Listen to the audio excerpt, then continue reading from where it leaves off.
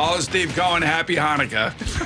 Merry Christmas to everybody out there. Here's your Christmas present. Here's everything on top of everything he's already done. You know, they introduced Verlander yesterday, Senga the day before that. They re-signed Adam Ottavino. They're bringing in Robertson. They signed Edwin Diaz to the richest contract in reliever history.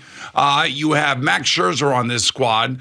You have Quintana on this squad. You have now added a third baseman who's willing to go to third base. Now, the question really is, and we don't know the answer to this yet, but I kind of have a sneaking suspicion that Carlos Correa was having second thoughts about signing with the Giants. Not that the Giants aren't a good franchise or it's whatever. I think that somewhere along the line here, Lindor is talking to him this whole time. Well, he definitely was. We know that. Right, That came out last week. And I just think that whatever Boris had to do to muddy the waters between Correa and Giants, he did it because I kind of feel like Correa wanted to be here. He wanted to be here with Verlander. He wanted to be here with Lindor. He wanted to be here with Max Scherzer. He wanted to be here with Buck Showalter. He wanted to be in the big city. And he wanted to play for the richest owner in all of baseball. So all I can tell you is that when I woke up this morning, I had a couple texts, one from a guy that we call page 6. He's really page 5.5. Yeah. Because he only gets like a third of the story right, and then something else later comes along, and we have to yell at him because he's dangerous. He's with dangerous. This information. He's very, very dangerous because he never reads the body of any article. He just reads the headlines and then goes running with it and can't wait to text us. A little bit I have to say.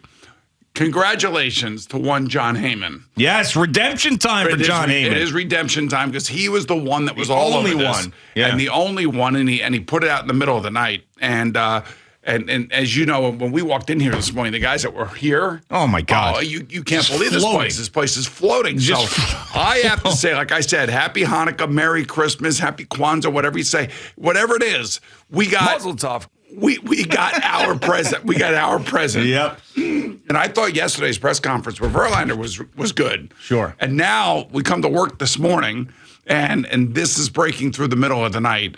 It's ridiculous. So the numbers really come down to this: 12 years, $315 million. So it's probably the same amount of net money that he would have made from the Giants. Okay. With the difference in taxes and all that other stuff. I would think it's very, very close. Number two, the Mets have a payroll now exceeding or close to $380 million. On top of that, there's going to be a $100 million luxury tax that the Mets are going to pay into the system. So we're talking about $500 million. Yeah. So, we're close to it. Yes. Yeah. We're very, very close. We're teetering on $500 million right now for 1 year of baseball players. Yeah. We're not even talking about long-term commitments here. Sure, but a lot of these numbers, as we have talked about with Verlander and, of course, with Scherzer the year before, I mean, those are shorter-term deals. Yeah, I mean, your long-term guys are going to be Carlos Correa, Francisco Lindor, Brandon Nimmo, Edwin Diaz, Kodai Senga, Starling Marte. I mean, those guys are here long-term. Well, Marte's only, you got to remember, he's got 3 more years left. So it's not like it's 10 or it's 12 like Lindor. Right. There's 3 more years left. The next question will be, what do they try to do with Pete Alonso, and what do they do with Jeff McNeil?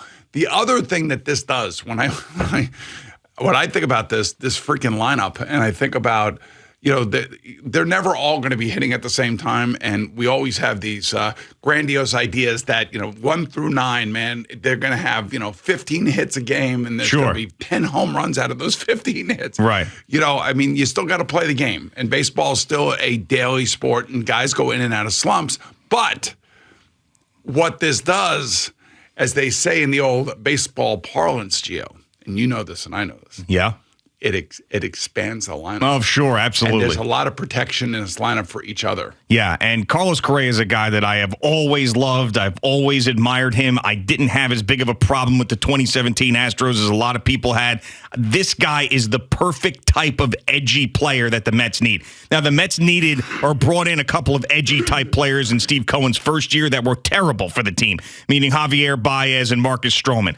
Those guys stunk. Terrible for the clubhouse. Carlos Correa is the exact opposite of that. And he's a guy who is a champion, who's a guy who wants to get back there again. He is someone that I think is going to be perfect and handle New York perfectly. I was screaming about the Yankees trying to get him to, turn around their whole situation. And then Steve Cohen just took him and put him at third base. I mean, you take a look at the projected lineup.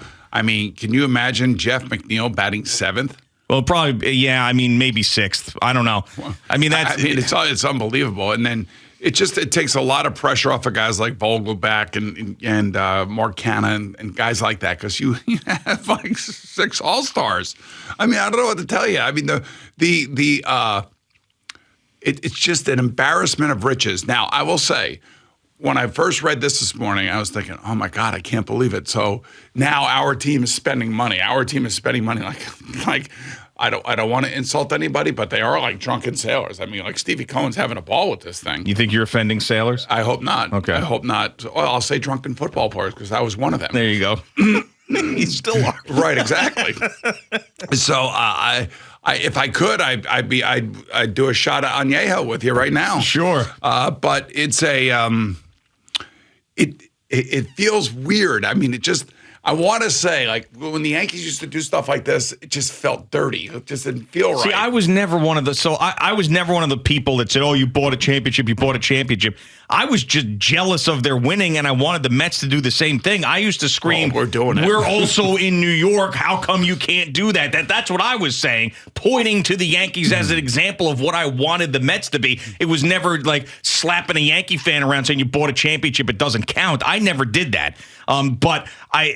So the whole feels dirty thing, I don't give a crap. I mean, and Steve Cohen was as upset about what happened to the Mets at the end of last year as we were. And that's what you love about the guy. So I was so pissed off when they got swept by the Braves and they got their ass kicked by the Padres. I was killing them. Well, they were just absolutely destroying that team. I was so angry, and I said it's going to take a lot for me to believe in them again. And as the season goes on, I'll be like, well, the Braves will just come up and catch them if they're in first place again.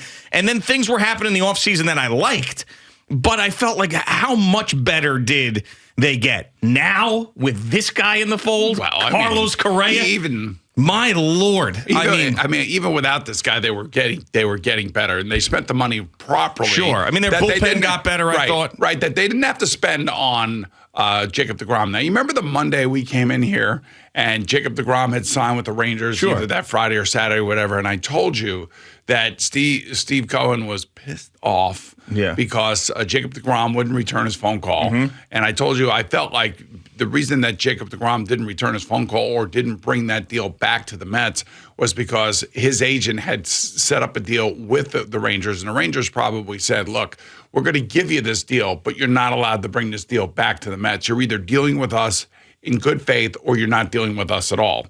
And they ended up signing that deal with the Rangers, never brought it back to the Mets, and how angry Steve Cohen was or pissed off at Jacob deGrom that he never returned his phone call. Like, how do you not return my phone call? What the hell's wrong with you? You don't want to be here? So it led me to believe that he did not want to be here in the first place. But I told you when I came in that Monday, I said, look, he's going to spend up to $340 million on his payroll. We are sitting here now, and it is a Wednesday, and he is spending $380 million, and they're not done yet. They still have guys that they have to pay. Now, a lot of this is also estimated in arbitration numbers and things of that nature. We don't know what those final numbers are going to be, but this thing could inch closer to $400 million when it's all said and done, and about $120 million in luxury tax, which would be amazing. Who cares? Steve Cohen doesn't care. Mets fans don't care. Nobody should care. I mean, if people want to complain about it and whatever, this isn't fair, and Steve Cohen spending the money, he's getting taxed at $100 million. So whatever. To me, it's a fantasy world at this point, and this is exactly what every fan wants from their team, that you're not satisfied with losing. And even though you won 101 games and you made the playoffs and you had all these fun moments during the season, it wasn't good enough. The Padres came in here, smacked you around. The Braves came up and won the division, and that sucked, and that was unacceptable. And Steve Cohen says, I'm going to do whatever the hell I can to make sure that doesn't happen again, which is exactly what I've been screaming that the Yankees should be doing, but they don't do that stuff anymore because Hal Steinbrenner's worried about the luxury tax. They're fine with getting their ass kicked by the Astros every year in the postseason. Steve Cohen is not. It happened to Steve Cohen one time in the playoffs, and he said, F everybody. Bang. Look at my team now. Pulled down his pants and showed everybody what he's working with. And it happens it happens with the Yankees every single year. And they make trades. They bring in Isaiah Kiner-Falefa and Josh Donaldson. Yeah, okay. Give me a break. This is the team in town that you don't F with now. You don't mess around with them. Don't give me little brother anymore.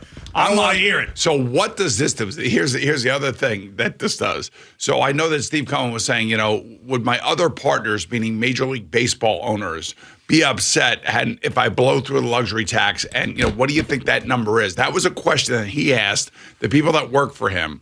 And that number was about 340 to 350. I told you that Monday morning. Well, he's really ticking off some people right now in Major League Baseball. Good. We don't care. But what happens now to every single other owner in this space, in the New York sports space right now? Oh, it puts pressure on them. It definitely. So the Yankees are going to introduce Aaron Judge today at 10 o'clock, which was supposed to be the biggest baseball story in New York, and Steve Cohen takes it away from him again. So, Tiki and Tierney this morning are going to have to throw to the Judge press conference at 10 o'clock. They'd much rather be talking about Carlos Correa being a Met. Well, I think it's great that Judge is coming back, and Judge, right. but this happened. Man, you wake up this morning, and that's the first thing you do is you check your phone, and you see what's on there, and you're just you can't believe it. It's just the fact that it happened in the middle of the night. I guess they're all in Hawaii, I guess. I'm assuming Boris and Cohen are in Hawaii. Yeah. So, they're obviously, behind us. But this is like earth-shattering sports news to the degree where we have never seen anything quite like this. I do remember in the mid-'90s the Rangers would spend money before that sport became a cap sport. And I always felt like they always outspent everybody. They always went after the best guy. They always tried to trade for the best guy. They always went after the best free agent, and they would spend the money. And then all of a sudden the cap, started to constrict that in the NHL. So the Rangers and look, Jim Dolan tried to do this with his basketball team. How many times? Yeah, but they never. So what the Warriors are doing now, and I understand the Knicks smacked them around last night, and everybody's hurt. But what the Warriors did when they far exceeded the salary cap and then got taxed at an enormous rate, that's what's going on with Steve Cohen. Yes, that's the only example. But here's the thing. What have the Warriors done? They've won multiple championships. And now when you go this far with a payroll, you have to win a championship. There is no excuse now because the target is on your back. And just like Met fans would celebrate when the Yankees fell short, when they had the highest payroll in baseball, all of Major League Baseball is going to do the same thing because they now, if you're not a Met fan, Steve Cohen and the Mets are now the enemy. They are now the enemy because they buy everybody. They bring in everybody. Steve Cohen doesn't give a crap, and I love it. I'm telling you, I love it. But you better deliver. I mean, these guys, Carlos Correa was brought here to hold up another World Series trophy like he did in Houston. That's why he was brought here. I would like to think multiple World Series trophies. Well, yeah. That's what I would like to think. But just let's start with one. I was 4 the last time. Let's start with one. Could you imagine if you're Billy Epler, you're Buck Showalter, you can't, hey, Buck, you're not managing the Texas Rangers. You're not managing the Baltimore Orioles. You are now managing a guy who is going to spend whatever it takes to give you the best resources possible to try to win a championship. It's unprecedented what's going on right now. And I have to say, in baseball, it's unprecedented. As you pointed out, the Warriors are the example in basketball. Right. Because they're spending the money. I wonder what, other owners, and I know you're going to poo-poo this, but I'm just wondering. I'm not saying it's wrong or it's right or whatever. I'm just wondering, what the owners of the Royals, the Pirates, the Rays, the Marlins, the bottom feeding teams. Yeah. That are going to be feeding off of this luxury tax. Oh, they money. love it. So I spent those 5 years in Pittsburgh. Bob Nutting is the owner of the Pirates. Right. And what he did that everybody would just be so pissed off about it, he would take that revenue sharing money and he pocket it so he'd have a profit and he wouldn't invest in the team. And that's why they lost all their free agents. So owners like that fall into that category love it, because it just gets spread around. Now, if they put it into the team, which is what they're supposed to do, then they should be happy that way, but they're going to get the money either way. I mean, these guys just want to make money, and I understand that everybody does, but I don't think that these bottom feeder teams are sitting there going, oh, this is a bad thing for baseball. They could be spending more, and they choose not to because they want to be in the black, not the red. One quote that came out of Steve Cohen last night, somewhere around 3 o'clock in the morning, I'm sure. So it must be, 10 o'clock wherever he is, or whatever, 9 o'clock, whatever the time difference is. Yeah. Was, I hope the fans come out. Well, I mean. Yeah, you better hope the fans come out. True. I mean, when you're spending this much money, and they will. I mean, and I'm the perfect example of a guy who was just so frustrated with what happened last year and now this morning. It's a full activation. It's a full activation, man. Again. I like it. I mean, because I had seen so much negativity. I'd gone through so much. It was just so annoying, and the Braves were going to continue to be good, and the Phillies went to the World Series. And I just love the fact that stuff annoyed Steve Cohen as much as it annoyed me. That's what I love. Because, if I were him, I'd be tossing around money like crazy to make sure that this team won a championship as well, just like every other Met fan. And he's actually doing it. Do you have any idea the total amount of money that Steve Cohen has committed to Met players this offseason? Oh, my God. So we're talking 315, 100, 100 and whatever the Nimos was. I mean, maybe I'll say $550 million. $800 million. $800 million. Yeah. I mean, I don't what. I mean, you have Omar Narvaez, $8 million. You got Brooks Raley here. You got Correa, Ottavino, Senga, Verlander, Quintana, Robertson, Nemo. I mean, you take a look at this. I mean, it's unbelievable. And they haven't even gotten to Jeff McNeil and Pete Alonso yet. No, they have not. And I would expect at this point, and Edwin Diaz as well. Right. Well, yeah, and they brought him in as well. Again, a $100 million deal. Look at this. Can you see this on the screen here at CBS Sports Network? I mean, I can't believe it. Carlos Correa, Mets in the what the hell? And this medical issue, man. I hope you're right. I hope it was just Cohenitis that got him. Yes. And that was the medical issue. But that is an interesting thing. I want to hear from the Giants. Yeah. I want to hear the Giants' perspective on this. Do they feel like Boris stole away Correa and put him on the Mets, or was there something that they were really uncomfortable with the medicals where they didn't want to invest that type of money? I'm really curious. Well, I don't know. It just feels like to me that Correa was having second thoughts. Now, I could be wrong about that, but I think the money is pretty close. And you realize that Steve Cohen made that last second phone call before they went to San Francisco. And you got to believe that Carlos Correa is talking to Francisco Lindor. You got to believe that behind the scenes there's a lot of stuff going on. You also have to believe that Correa was probably saying to Boris, hey, look, man, I don't know. This doesn't feel right. Yeah, maybe. I think I want to go to New York, man. I think I want to be on the Mets. Listen to you. You're just using the phrase "you got to believe" in normal conversation. That's how jacked up you are with New York Mets baseball right now. Yeah, well, I'll tell you, this is like I said, this is an incredible holiday present for all of us. Right. And usually it's the Yankees that do this, and it's probably one of the reasons why they're announcing Aaron Judge today and bringing him back and doing the whole dog and pony show with him.